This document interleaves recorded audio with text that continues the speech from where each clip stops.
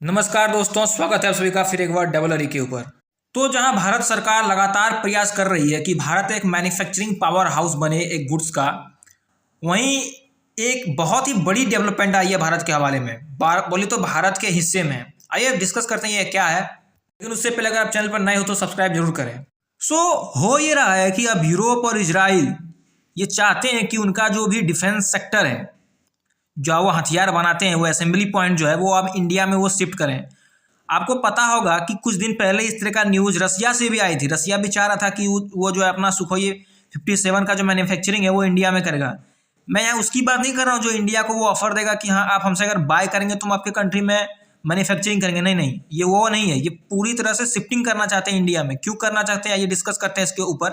तो 1990 से 2010 तक ये जो समय चला ना, ये कोल्ड वॉर के हैंगओवर का समय था। मतलब इस समय कोल्ड वॉर जो था धीरे धीरे खत्म हो चुका था, ठंडा पड़ने लगा था। और सेकेंड वर्ल्ड वॉर के बाद में यूरोप के अधिकतर कंट्री, यहाँ तक कि जो कि यूरोप का इकोनॉमिक पावर हाउस है जर्मनी, ये सभी देश, यूके वगैरह लगभग हर देश, इन्होंने क्या किया, अपने डिफेंस के लिए जो है एकाएक यूएस के ऊपर जो है डिपेंडेंट हो गए, अमेरिका के ऊपर।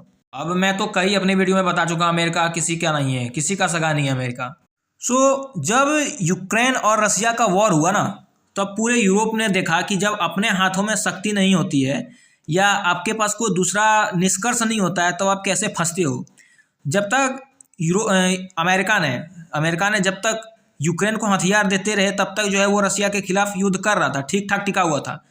लेकिन आपने देखा कि जैसे ही उसने हथियार देना बंद किया, जब इलेक्शन का टाइम चल रहा था अमेरिका में, उसके बाद बहुत सारा घिसापति हुआ था अमेरिका और यूरोप के बीच में। कि कई बार ट्रंप ने ये भी बोला जीतने के बाद कि मैं चाहूंगा तो दोनों का जो है वो सलाह करा दूंगा, ये वॉर ही खत्म करा दूंगा। हम क्यों अपने पैसे को दें उन लोगों के बीच में वॉर के लिए।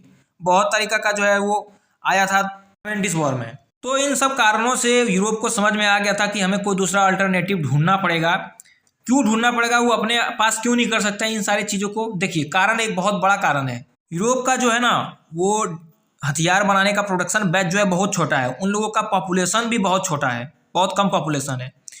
उसके बाद जब उन लोगों का एक सबसे बड़ा दुश्मन वहाँ पे रसिया है, और आप जानते हो रसिया साइज में बहुत बड़ा देश है, भले ही उनकी पॉपुलेशन 14 करोड़ के आसपास है, लेकिन देश बहुत बड़ा है। और जब वॉर होगा तो रसिया का कैपेबिलिटी इतना भयानक है कि वो चाहे तो यूरोप के किसी भी हिस्से में वो अटैक कर सकता है और उनके जो प्रोडक्शन बैच हैं, प्रोडक्शन फैसिलिटी, उनको तबाह कर सकता है।